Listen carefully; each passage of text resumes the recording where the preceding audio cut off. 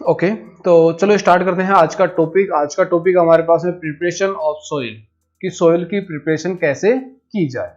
Soil की preparation का एक सिंपल सा मेथड होता है। इससे पहले का हमने सारा कंटेंट कवर कर लिया था कि किस किस टाइप की फसलें होती हैं, कौन कौन से मौसम के अकॉर्डिंग फसलें होती हैं, वो सारी बात कर ली थी। और टाइप के अकॉर्डिंग बात करें तो किस सीजन में कौन सी फसल लगाई जाती है, किस तरीके से इनको डिस्ट्रीब्यूट किया गया है। आज हम जो बात करेंगे कि खेती करने के लिए या एग्रीकल्चर क्रॉपिंग करने के लिए हमें कौन कौन से चीजों की पहले से ही व्यवस्था करनी पड़ती है, कौन कौन से मेथड से हमें निकलना पड़ता है, कौन कौन से प्रोसेस है उनसे हमें गुजरना पड़ता है। जिसमें पहला प्रोसेस है प्रिपरेशन ऑफ सोइल, सोइल की प्रिपरेशन करना। प्रिपरेशन का मीनिंग है कि पहले से ही उसके ऊपर कुछ ऐसे वर्क कर लिए जाएं जिससे कि हम जो भी खेती करेंगे, जो भी वर्क करेंगे आगे उसके ऊपर, ताकि हमारे पास में स्मूथली हो जाए। जैसे खाना बनाते हैं, हम एग्जांपल लेते हैं, खाना बनाते हैं मम्मी वगैरह, जब भी खाना बनाती हैं घर में सिस्टर मम्मी, तो वो पहले क्या करती हैं, कुछ व्यवस्थाएं पहले कर लेती हैं। जैसे शाम को कुछ नॉर्मली व्यवस्थाएं क्या होती हैं, शाम को किस चीज की सब्जी बनेगी,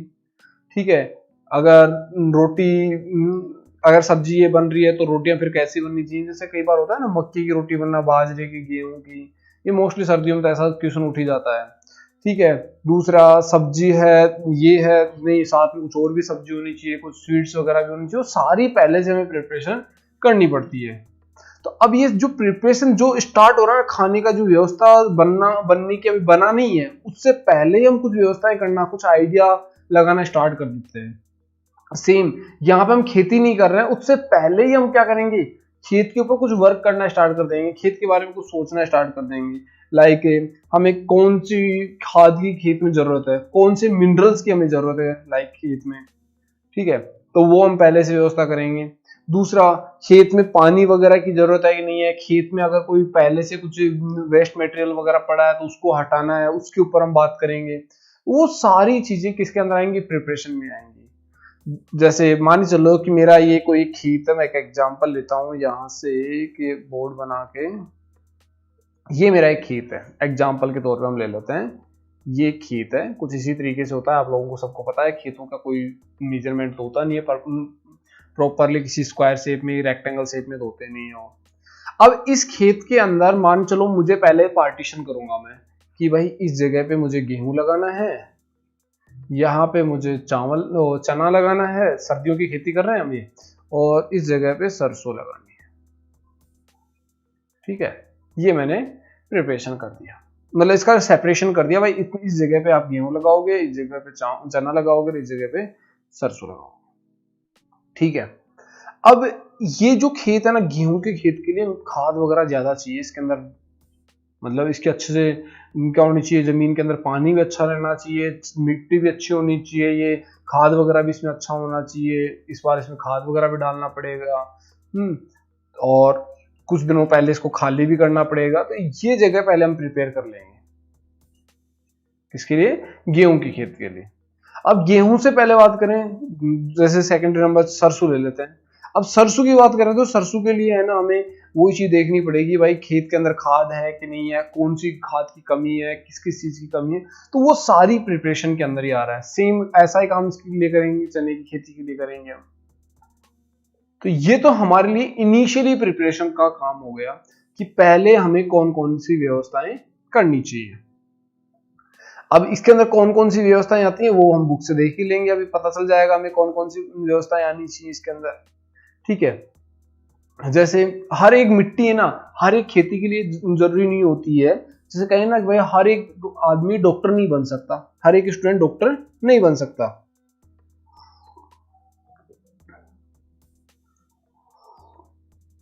एक बच्चा पूछ रहा है, वंदना शर्मा, कि सर व्हाट इज खाद। बेटा ये जो खाद होता है ना, इसको बोलते हैं फर्टिलाइजर इंग्लिश में। अब शायद मीनिंग समझ में आ गया होगा। देखो, एक दो लैंग्वेज में एक साथ पढ़ने से मीनिंग भी बहुत सी चीजों को पता चलता है। इसको बोलते हैं इंग्लिश में बोलते हैं फर्टिलाइजर, ठीक है। फर्टिलाइजर क्या होते हैं, जो मिनरल्स बोल सकते हैं इनको, जो खेती के लिए काफी ज्यादा कंपलसरी होते हैं, नेसेसरी कंपोनेंट होते हैं, जिससे कि ग्रोथ कर सकें। जिसमें बेसिकली लिया जाता है हमारे पास में नाइट्रोजन वगैरह, फास्फोरस, इस तरीके के कुछ कंपोनेंट लिए जाते हैं। बेटा ये खाद जो होते हैं दोनों दो टाइप के होते हैं बेटा। एक तो होता है नेचुरल, कुछ चीजें देखो ऐसे क्वेश्चन आर्ग्यूमेंट्स आएंगे ना तब बेटा और अच्छे से पढ़ाई होगी। बच्चे ने अच्छे क्वेश्चन किया है कि सर खाद केमिकल होते हैं क्या? बेटा केमिकल भी होते हैं और नेचुरल भी होते हैं। नेचुरल की बात की जाए, केमिकल तो कौन से होते हैं जो हमने फैक्ट्री वगैरह में बनाया, जैसे नाइट्रोजन वगैरह यूज करके, फॉस्फोरस यूज करके, पोटेशियम वगैरह, ये ऐसे जिप्सम वगैरह इन चीजों को यूज करके। और जो नेचुरल होते हैं ना वो कौन से होते हैं जो हमारे पास में काऊ डंक है या फिर एग्रीकल्चर वेस्ट है, इस तरीके की चीजें होती हैं, वो चीजें होती हैं। तो आई होप खाद के बारे में, फर्टिलाइजर के बारे में आप लोगों का सबका डाउट क्लियर हो गया होगा कि भाई फर्टिलाइजर या खाद होते क्या है, इनकी जरूरत क्यों है, ताकि अच्छे से खेती ग्रोथ कर सके, उसके अंदर मिनरल्स वगैरह, माइक्रो ऑर्गेनिजम्स वगैरह अच्छे से डेवलप हो सके। पानी, देखो खाद का एक और प्रॉफिट होता है, पानी को एब्जॉर्ब करने की कैपेसिटी बढ़ जाती है। अगर एक ये मान चलो एक खेत है, इस खेत के अंदर इस कोने में पानी को एब्जॉर्ब करने की कैपेसिटी 1 लीटर है, मान के चलो, एक एग्जांपल लेते हैं हम, ठीक है। और इस जगह पे काऊ डंग डाल दिया हमने, गाय का गोबर डाल दिया, तो यहां पे इसकी पानी एब्जॉर्ब करने की 3 लीटर तक कैपेसिटी हो जाएगी। अब 3 लीटर पानी क्या काम आएगा, जब इसके ऊपर प्लांट ग्रोथ करवाएंगे ना, उस प्लांट के डेवलपमेंट में काम आएगा ये। तो जो हमने काऊ डंग वगैरह डाला है ना, ये इसके लिए काम में आए। तो मे बी ये चीज समझ में आई होगी।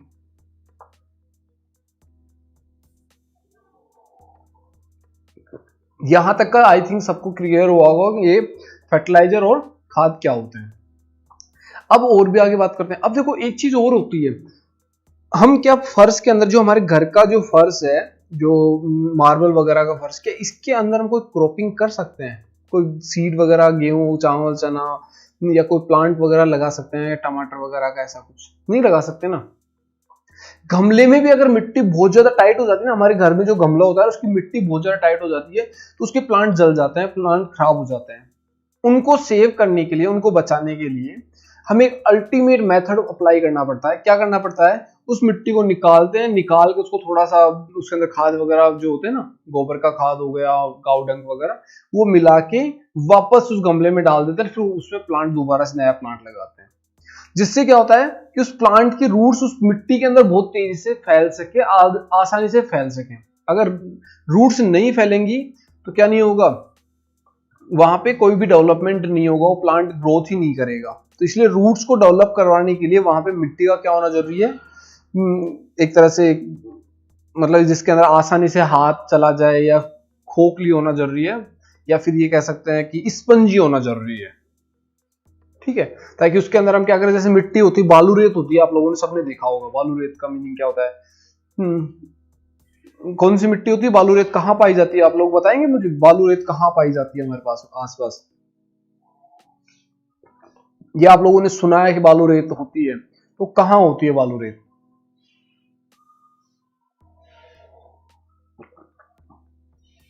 तो ये हमारे पास में, आप लोग बताएं जब तक, फिर मैं और आगे चीजें देखता हूं।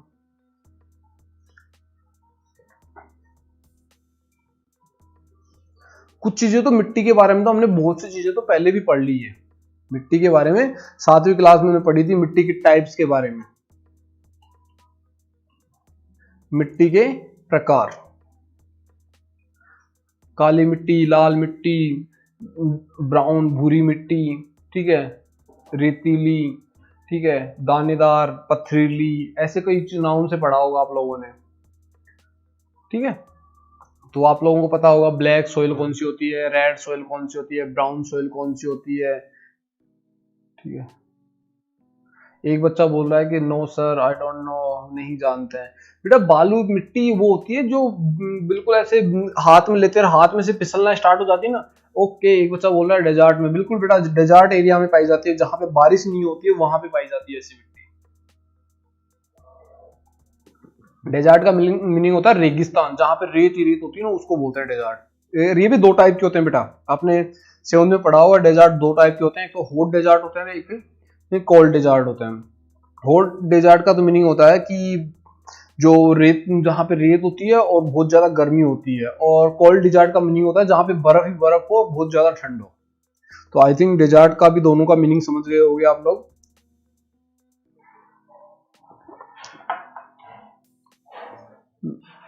अब देखो इसको किस किस तरीके से प्रिपेयर किया जा सकता है। खेत के अंदर जब हम खेती करते हैं फिर उसके अंदर प्लांट्स लगा देते हैं, फिर उसमें पानी देते हैं और ये कंटिन्यू हर बार 6 महीने में, 3 महीने में, 5 महीने में चलता रहता है।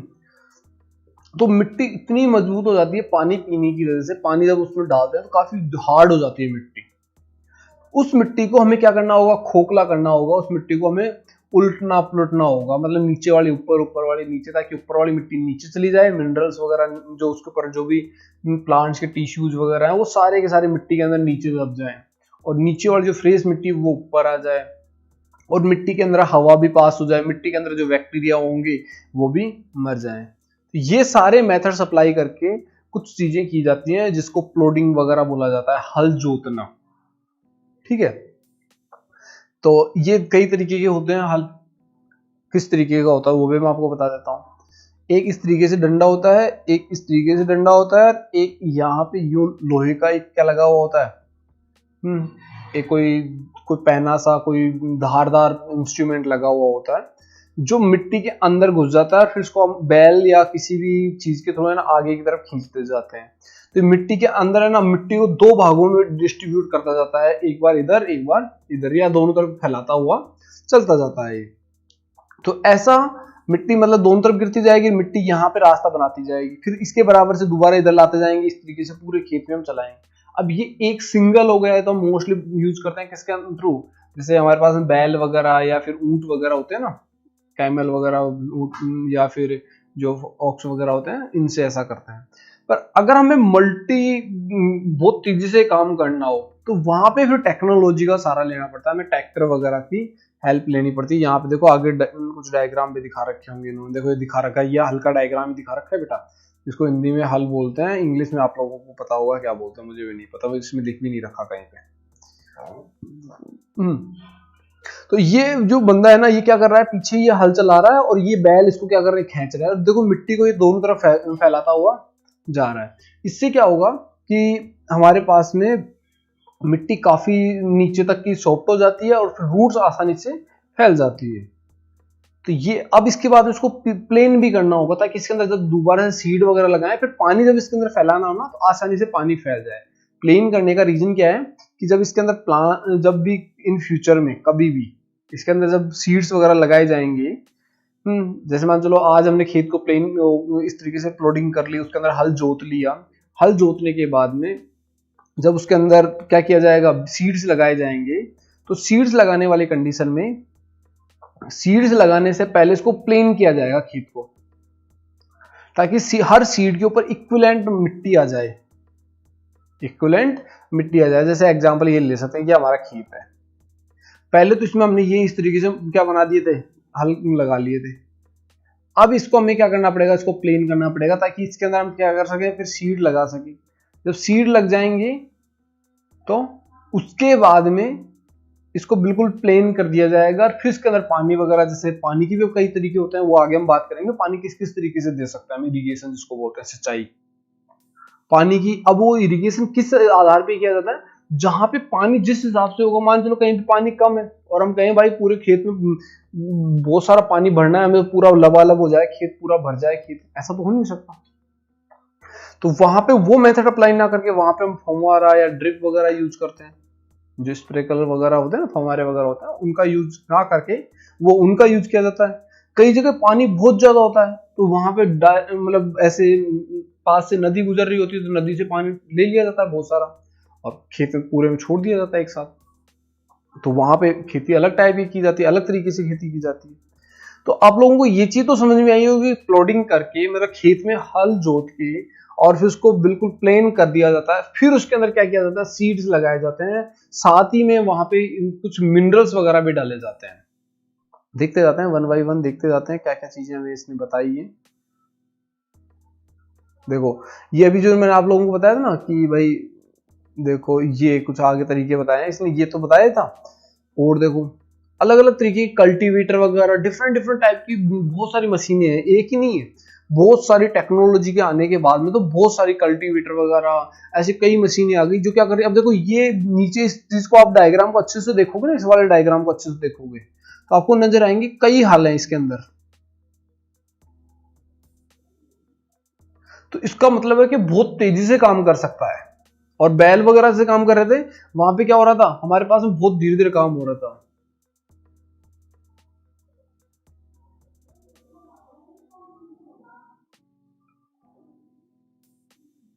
बेटा कोल्ड डेजर्ट और हॉट डेजर्ट दो अलग अलग जगह हैं। एक बच्चे ने क्वेश्चन किया है कि सर डेजर्ट का टेम्परेचर हमेशा हाई होता है तो कोल्ड डेजर्ट क्यों बोलते हैं। बेटा जहां का टेम्परेचर हाई होता है उसको हाई टेम्परेचर वाले को तो बोला जाता है कौन सा, जो ड्राई या हॉट डेजर्ट। और जिसका टेम्परेचर लो होता है उसको बोला जाता है कोल्ड डेजर्ट।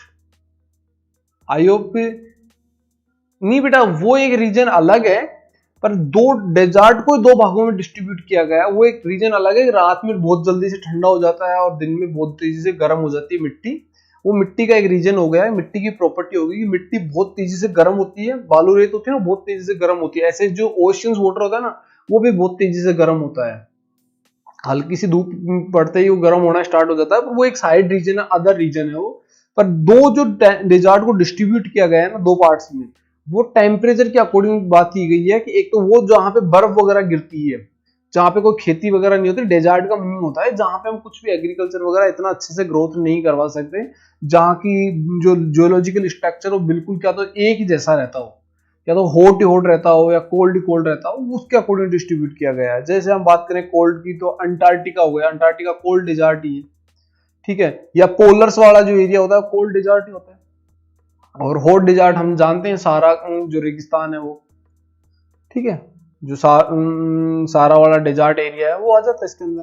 तो ये आप लोगों ने देखा, देखो अलग अलग टाइप की ये क्या है, मशीनें। इन मशीनों की हेल्प से हम क्या कर रहे हैं, बहुत तेजी से एग्रीकल्चर कर रहे हैं, खेती बहुत तेजी से कर रहे हैं। देखो कुछ बच्चे, ये कौन है, सुहानी खंडेलवाल, गुड आफ्टरनून बेटा, आपका वेलकम है, मोस्ट वेलकम है आपका, आप जल्दी आए। सबको पता है कि हमारी क्लास 2 PM स्टार्ट होती है।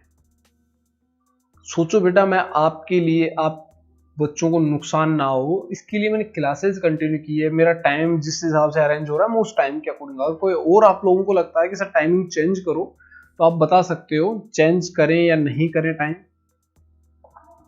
कोई दूसरा टाइम आपको सूट कर रहा हो तो बताओ कौन सा टाइमिंग सूट कर रहा है, उस टाइम के अकॉर्डिंग एडजस्ट कर लेंगे।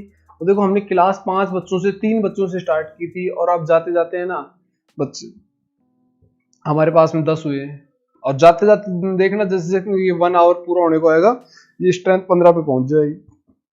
अब बात वो आती है कि लेट आने वालों को फायदा नहीं है बेटा, इसलिए सबको पता है 2 बजे का क्लास टाइमिंग है।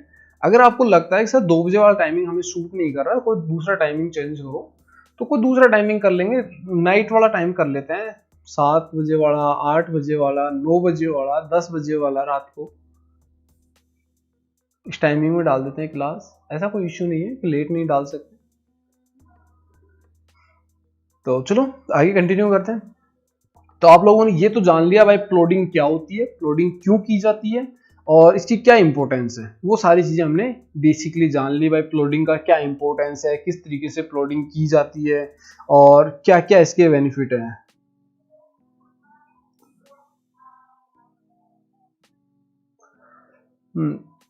बेटा ये टाइमिंग ऐसा है जिसमें आप लोग कंटिन्यू क्लास में ज्वाइन रह सकते हो बहुत अच्छे से, और मे बी शायद किसी को डिस्टरबेंस भी नहीं होता है, आराम से घर में बैठ रहे हो, घर में बैठे बैठे पढ़ लो, अच्छा सा नॉलेज गेन कर लो यार।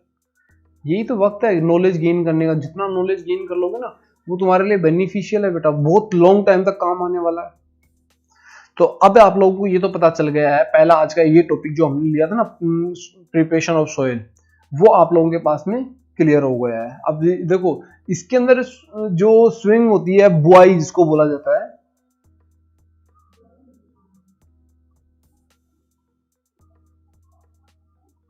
बीज की बुआई या स्विंग करना, ठीक है, इसका मीनिंग क्या होता है, ये भी हमारे पास कोई एक तरीका नहीं है कि भाई हमें एक तरीके से लगा सकते हैं, ऐसा नहीं है। हमारे पास में सबसे पहले इसके लिए हमें करना होगा, पहले खेत प्रिपेयर कर लिया हमने, खेत अच्छे से तैयार कर लिया कि भाई अब इस खेत के अंदर हम बीज लगा सकते हैं। खेत के अंदर जैसे क्या होना चाहिए, खेत के अंदर हल्की हल्की नमी होनी चाहिए। नमी का मतलब मॉइस्चर होना चाहिए मिट्टी के अंदर, ताकि उसके अंदर सीड गीले हो जाएं और वो अच्छे से जर्मिनेट हो जाएं। फिर उसके अंदर खेत बिल्कुल प्लेन होना चाहिए, ताकि उसके अंदर जब पानी प्लॉट एरीगेशन करेंगे, पानी वगैरह डालेंगे, तो इजीली पानी उसके अंदर क्या हो जाए, चारों तरफ हर प्लांट तक पहुंच जाए। ऐसा नहीं हो कि एक तरफ बहुत ऊंचा हो और एक तरफ बहुत नीचा हो, तो ऊपर से पानी डाले तो नीचे की तरफ भर जाए, नीचे के पानी डाले तो ऊपर जाए ही नहीं। तो इसलिए हमें खेत को बिल्कुल प्लेन करके रखना पड़ता है। उसके लिए हम कुछ तरीके हैं, कल्टीवेटर वगैरह और प्लोडिंग्स वगैरह, इन चीजों का प्लेन करने वाले कोई इंस्ट्रूमेंट होते हैं, उनका यूज करके हम खेत में काम करते हैं। अब सीड का जब बात आएगी, सीड को जब स्विंग की बात आएगी, बुआई की बात आएगी, तो सबसे पहले हमें करना होगा सिलेक्शन ऑफ सीड। हमें बीज सेलेक्ट करने होंगे, कौन सा बीज हम इसके अंदर लगाएं।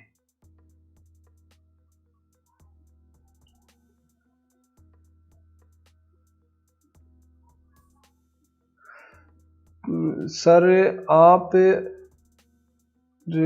Announce by minister of school due to study. बेटा तेरी बात समझ में नहीं बैठी, क्या कहना चाह रहा है?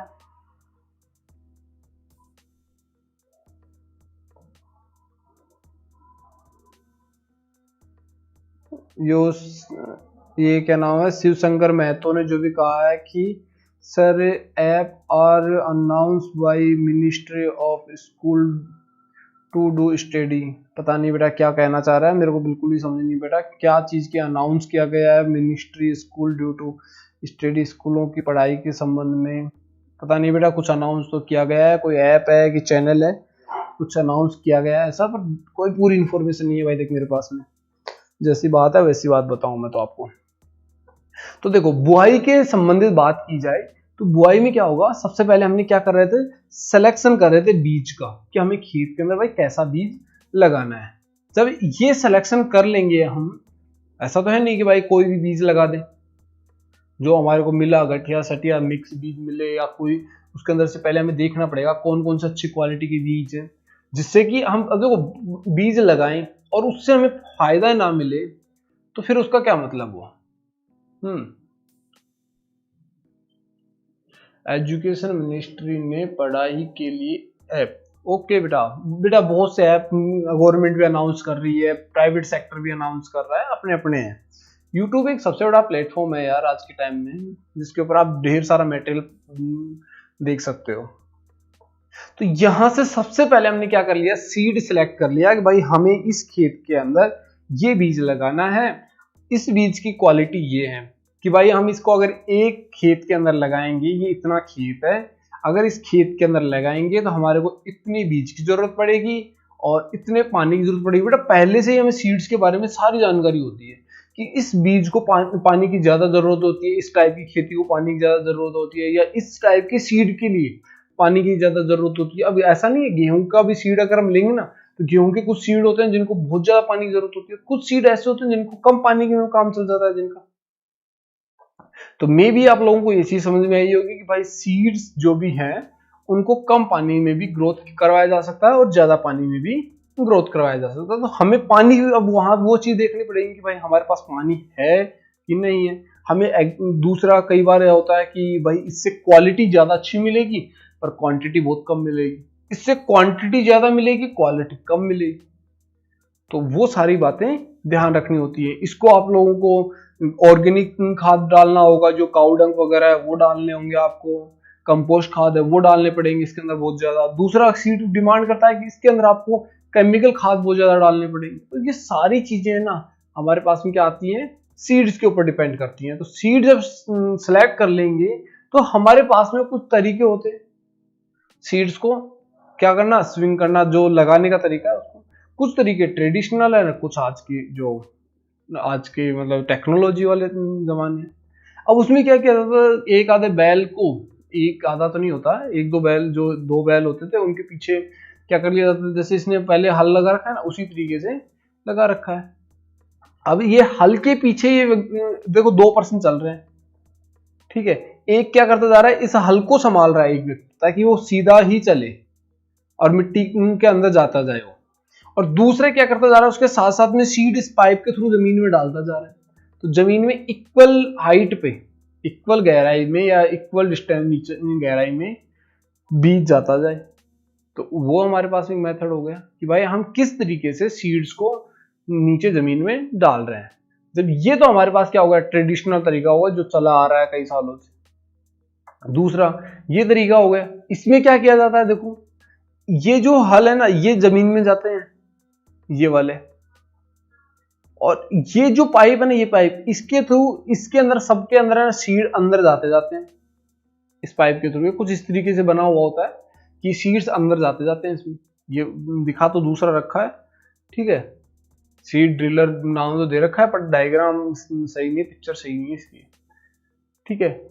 पर फिर भी आपको समझाता हूं क्या होता है। हर एक के साथ में यहाँ पे एक पाइप लगा हुआ होता है। जैसे ये पाइप, मान लो ये पाइप आ रहे हैं, ये पाइप हर एक के साथ में यहाँ पे लगा हुआ होता है। जैसे जैसे चलता जाएगा आगे की तरफ, तो ये जो सीड्स है ना वो अंदर जाते जाएंगे, अंदर छोड़ता जाएगा। तो आई होप आप लोगों को ये चीज समझ में आई होगी कि सीड किस तरीके से लगाए जा सकते हैं। दो तरीके हो गए, एक तो जो आज के टाइम में टेक्नोलॉजी वाली मशीनें हैं उनके थ्रू, ट्रैक्टर वगैरह की हेल्प से, इससे क्या होगा, काम तेजी से होगा। और जो बैल वगैरह जो ट्रेडिशनल तरीका हम यूज कर रहे थे उसमें काम हमारा बहुत धीरे होगा। तो अब आप पे डिपेंड करता है या फिर एग्रीकल्चर पे डिपेंड करता है कि आपके पास में खेती कम है या ज्यादा है। तो उन सब चीजों का यूज करके हम क्या कर सकते हैं।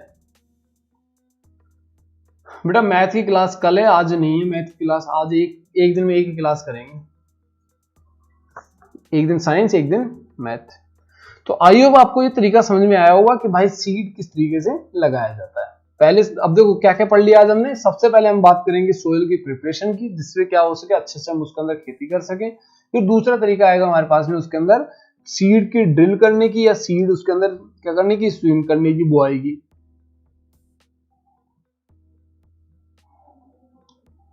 उसके अंदर भी हम सबसे पहले सेलेक्ट करेंगे कि हमें सीड जो लगाने हैं वो कौन से सीड लगाने, कैसे सीड होने चाहिए, कम पानी वाले सीड होने चाहिए, ज्यादा पानी वाले सीड होने चाहिए, ठीक है। इसके अलावा और जो बात की जाएगी वो क्या की जाएगी, किस तरीके से लगाना है।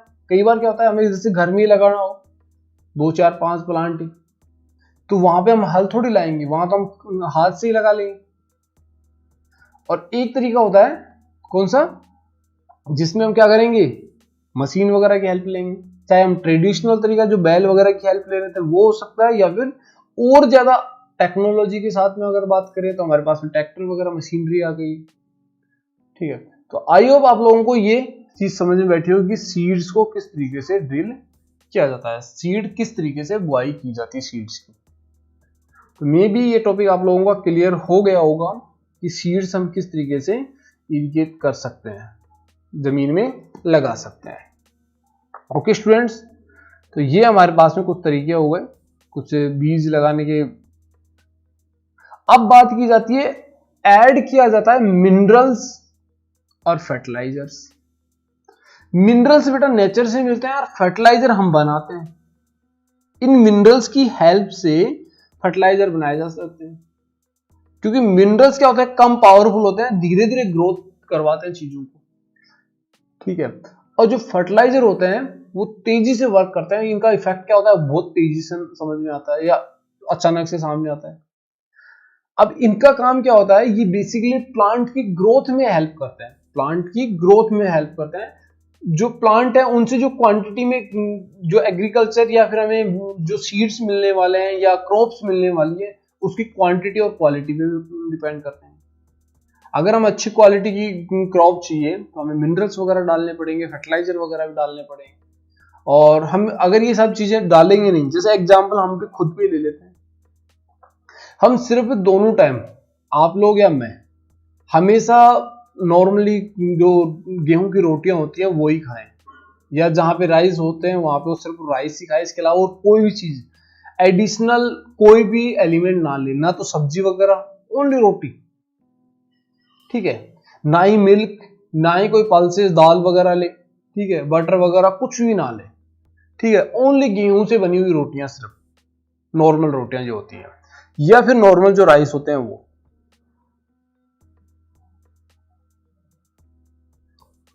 क्या वो बच्चा या कोई भी पर्सन अच्छे से ग्रोथेबल होगा, उसकी बॉडी ज्यादा एनर्जिक होगी? मे बी शायद आपका जवाब भी नो ही होगा। क्योंकि उसकी बॉडी के अंदर सारी चीजें जो जो रिक्वायर्ड थी वो गई नहीं। तो वो सारी जाने के लिए उसको क्या करना पड़ेगा, एडिशनल सप्लीमेंट्स लेने पड़ेंगे। एडिशनल सप्लीमेंट्स क्या होते हैं, जैसे नेचुरली बात करें तो हम दूध, पल्सेस, ठीक है, जैसे आप लोगों ने सुना होगा विटामिन, प्रोटीन, ठीक है, फैट, और ये सारी चीजें हमें मार्केट में दूसरी फॉर्म में मिलती हैं। भाई विटामिन की टैबलेट्स ले लो, ठीक है, प्रोटीन पाउडर आता है, तो वो सारी चीजों से भी लिया जा सकता है। उनका इफेक्ट ज्यादा तेजी से पड़ता है। जैसे कोई बच्चा है, जैसे मान चलो कोई फैमिली में कोई नॉन है, वो विटामिन या प्रोटीन पाउडर वगैरह खाता है, उसकी बॉडी बहुत तेजी से क्या होगी, डेवलप होगी।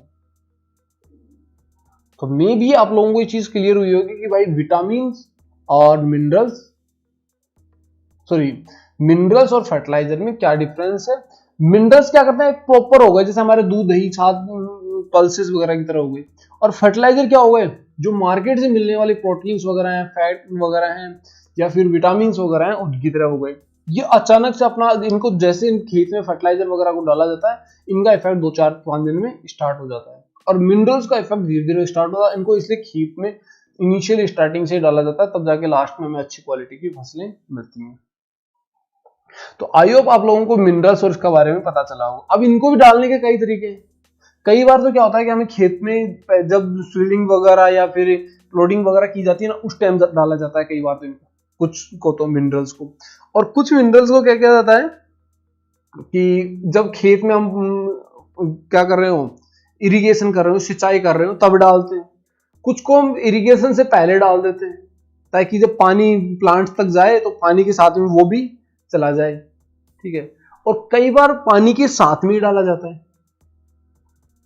देखेंगे, सब चीजों को जानेंगे, समझेंगे कैसे किया जाता है। जैसे मान चलो एक एग्जांपल समझने की कोशिश करते हैं कहानी के तौर पे, कि मेरा एक खेत है, मुझे उसमें खाद डालना है। पहले मैंने उसमें खाद डाल दिया और फिर उसके ऊपर क्या कर दिया मैंने, स्प्रिंकलर जो होते हैं हमारे, फव्वारे होते हैं, वो चला दिए। पानी क्या होगा, उनके अंदर पानी जाएगा, वो बह बह के जो भी मिनरल्स वगैरह थी वो लिक्विड में कन्वर्ट हो जाएंगे और प्लांट्स तक, रूट्स तक पहुंच जाएंगे। एक तरीका तो ये हो गया। दूसरा तरीका होता है कि जब मैंने सीड जब खेत में डाले थे ना, जब उसमें क्या किया था, स्विंग की थी, बुआई की थी, उसी टाइम सीड्स के आसपास मैंने क्या करता जा रहा था, उसके सीड के साथ साथ ही मैंने कोई भी मिनरल्स वगैरह, कोई भी फर्टिलाइजर वगैरह वो डालता जा रहा था। एक तरीका ये हो गया।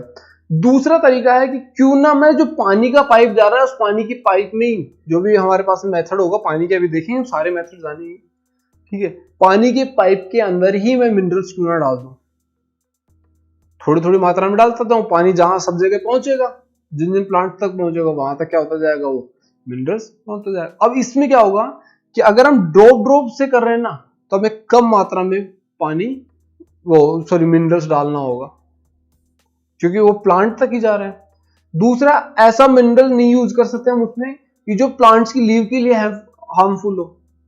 हम वो ही मिनरल यूज कर सकते हैं जो प्लांट की लीव के थ्रू भी लिया जा सकता हो।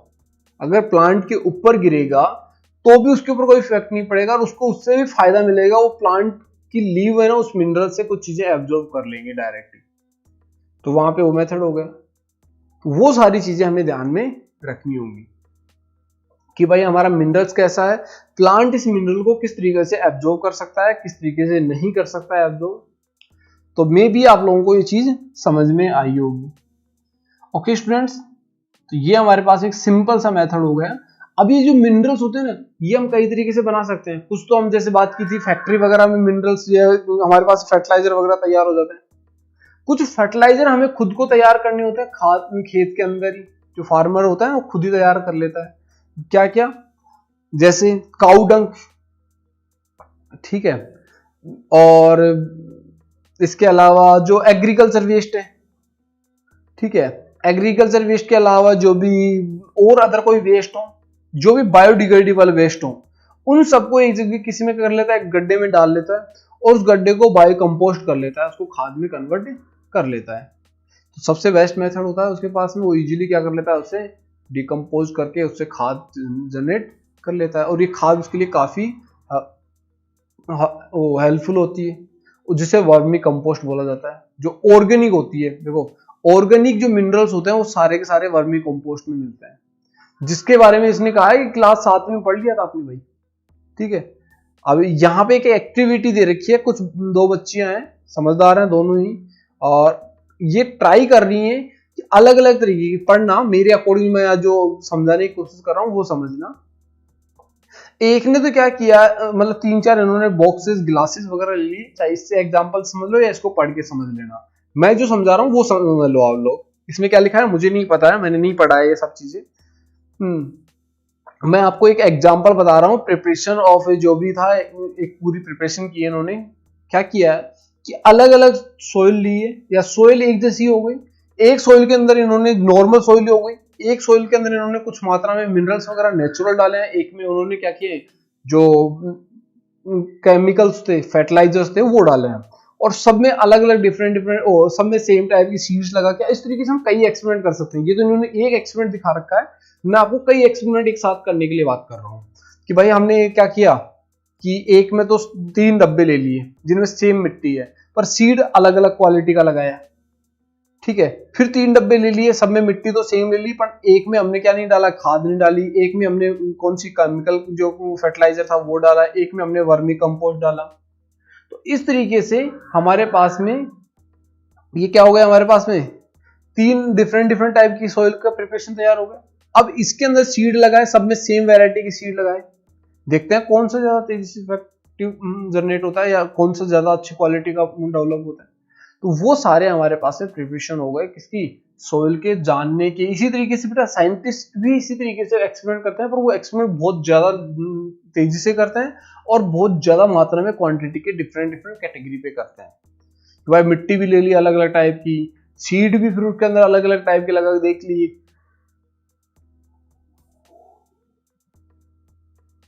और ये चेक करने की कोशिश करेंगे वहां पे कौन से टाइप का सीड किस टाइप की सोइल के अंदर अच्छे से प्रिपेयर हो रहा है, किसको पानी की कम जरूरत पड़ी है, किसको पानी की ज्यादा जरूरत पड़ी है, किस टाइप की सीड को। तो वो सारी चीजें हम क्या कर सकते हैं, एक एक्सपेरिमेंट के थ्रू ही जान सकते हैं, डायरेक्टली नहीं जान सकते हैं। ऐसे कोई सीड लगाया उसके बारे में उठा के कह दे भाई इस सीड को, ऐसा थोड़ी कह सकते हैं इस सीड को तो पानी की जरूरत बहुत कम पड़ेगी, इस सीड को तो पानी की बहुत ज्यादा जरूरत पड़ेगी, ऐसा तो हम कुछ कह नहीं सकते। क्योंकि हमें थोड़ी पता है, जब तक हम उस सीड के ऊपर एक्सपेरिमेंट नहीं करेंगे तब तक हमारे पास में उसके बारे में कोई भी इंफॉर्मेशन गेन।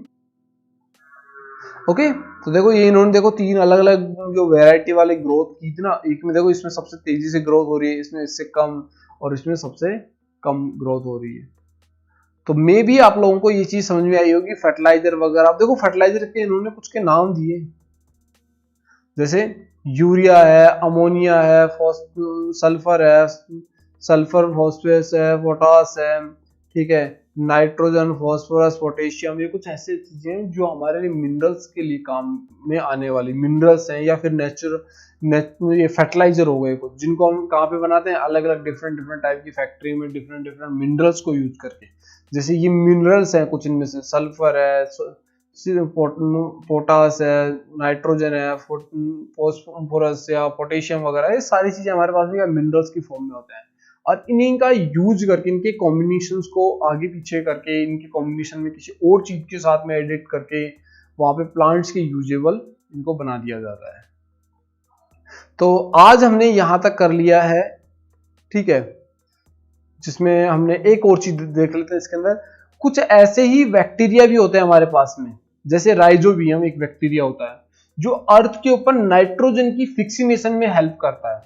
अब ये चीज क्या होती है, नाइट्रोजन की फिक्सिनेशन। भाई एटमॉस्फेयर में हम जानते हैं सबके सब कि एटमॉस्फेयर में नाइट्रोजन बहुत ज्यादा मात्रा में पाई जाती है। नाइट्रोजन की जो मात्रा है वो 78% है। नाइट्रोजन गैस की मात्रा कितने परसेंट है, 78% है। और यही नाइट्रोजन हमारे लिए सबसे ज्यादा यूज किसमें होती है, प्लांट्स के द्वारा। अगर ये प्लांट्स तक नहीं पहुंची और प्लांट से वापस एटमॉस्फेयर में नहीं पहुंची, तो वो सारा एटमॉस्फेयर ही क्या हो जाएगा, पॉल्यूट हो जाएगा, गड़बड़ हो जाएगा, खराब हो जाएगा। इसके लिए कुछ बैक्टीरिया भी इसमें हेल्प करते हैं कि भाई ये प्लांट्स तक भी पहुंचती रहे, प्लांट से वापस एटमॉस्फेयर तक भी पहुंचती रहे। ये काम करते हैं राइजोबियम बैक्टीरिया। ये क्या करता है, अर्थ के अंदर, अर्थ की जो अपर क्रस्ट होती है ना, जो अपर लेयर होती है, उसके अंदर नाइट्रोजन की मात्रा को बनाए रखने में हेल्प करता है। तो मे भी आप लोगों को ये चीज समझ में आई होगी किस तरीके से वर्क करता है, कैसे वर्क करता है और क्या है ये बैक्टीरिया। तो आज यहाँ तक का हम टॉपिक क्लियर करते हैं। ये कुछ चीजें हैं जो आपको डिस्क्राइब कर रखी है फर्टिलाइजर और मिनरल्स के बीच में। कौन कौन से मिनरल्स होते हैं, कौन कौन से फर्टिलाइजर होते हैं। जैसे फर्टिलाइजर होते हैं वो ह्यूमन मेड होते हैं, इंसान के द्वारा बनाए होते हैं। ये कौन से होते हैं हमारे पास में, मोस्टली नेचर से प्राप्त होते हैं या फिर प्लांट्स की जो वेस्ट प्रोडक्ट होते हैं उनसे प्राप्त होते हैं।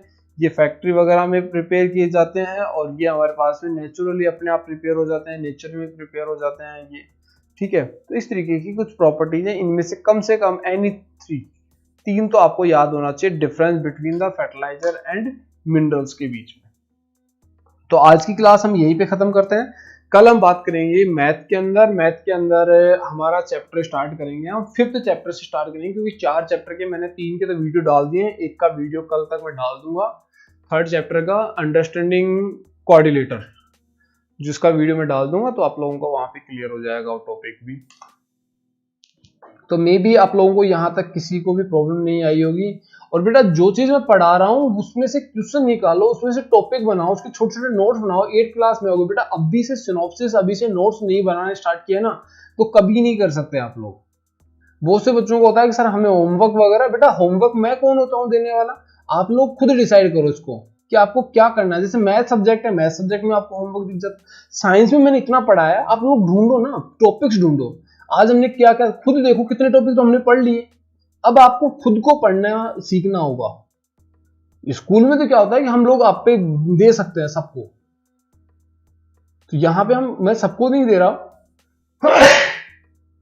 जो बच्चा करना चाहेगा वो कर सकता है। मुझे नोट्स, अपने सिनॉप्सिस बना के, नोट्स बना के, छोटे छोटे नोट्स बनाओ हर एक टॉपिक की। सर मैं इस टॉपिक के बारे में इतना जानता हूँ, मैं इस टॉपिक के बारे में इतना लिख सकता हूँ। जैसे आज का टॉपिक है प्रिपरेशन ऑफ सॉइल क्या होती है, इरिगेशन ऑफ सॉइल क्या होती है। तो ये कुछ तरीके हैं बेटा, ऐसे बीच में से नहीं। हमने 4 चैप्टर पढ़ी हैं, 5वां चैप्टर स्टार्ट करेंगे, जो भी है हमारा मैथ का वो कल से स्टार्ट करेंगे। तो आज की क्लास हम यहीं पे खत्म करते हैं और नेक्स्ट क्लास हम कल से स्टार्ट करेंगे। कल मैथ की क्लास है हमारी। Have a good day everyone, thank you for watching this video. And इस वीडियो को जो भी जैसी आपको क्लास लगी उसके रिलेटेड आप यहाँ पे नीचे कमेंट कर सकते हैं और अपने फ्रेंड्स के साथ में इसको जरूर शेयर करें। जो भी आपके फ्रेंड्स हैं, आपके ग्रुप्स हैं, उनमें शेयर करें और उन्हें बताएं कि सर से हमने ये चीजें पढ़ी हैं। अब देखो एक बच्चा अब आया है, कौन है ये, हर्ष कटारिया। तो बेटा अब तो आना काफी ज्यादा हो गया, हर्षवर्धन राठौड़। तो मे बी ये टॉपिक हमारा आज क्लियर हो गया है। ओके।